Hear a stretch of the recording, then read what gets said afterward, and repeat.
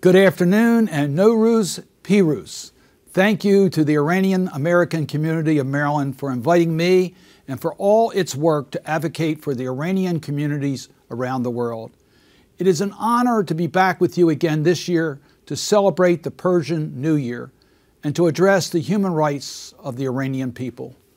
For too long, the Iranian people have suffered under a regime that has routinely repressed its own people and violated human rights.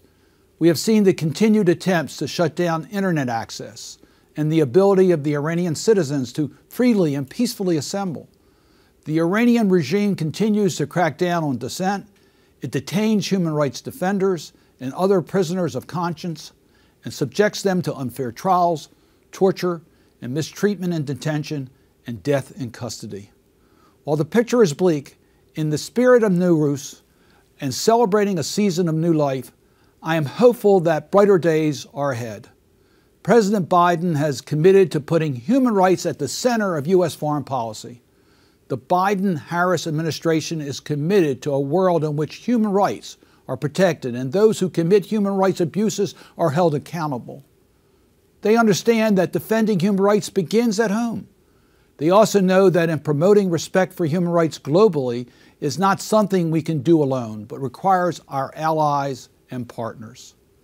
I am working with the Biden-Harris administration and my colleagues in the Senate to continue to hold Iran accountable. While there may be some differing views on tactics, we all agree that Iran must never possess a nuclear weapon, and Iranian support for human rights violations and terrorism must end. Just this week, my colleagues and I are sending a letter to President Biden reiterating our bipartisan concerns on this front.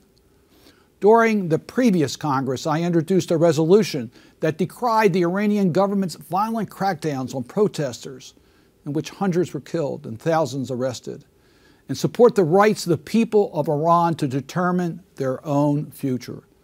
I'll continue to work closely with my Senate colleagues during this Congress to identify effective ways to pressure the Iranian regime to change its behavior. We need to use all the tools at our disposal, including targeted sanctions for the most egregious human rights violations. I've introduced legislation with Senator Wicker this Congress reauthorizing and strengthening the Global Magnitsky Act. This reauthorization will send a clear signal of our national commitment to defending democratic values and the international rules and standards that enable us all to live peacefully together. When human rights abusers violate these norms, it is incumbent upon us to create concrete consequences. My message to the Iranian people on this Nowrouz is to know that America stands with you. We stand with you to engage legitimate protests against an oppressive, corrupt regime. We support your rights to peacefully assemble without fear of persecution and violence, whether in Iran or elsewhere. You have my commitment. You have America's commitment.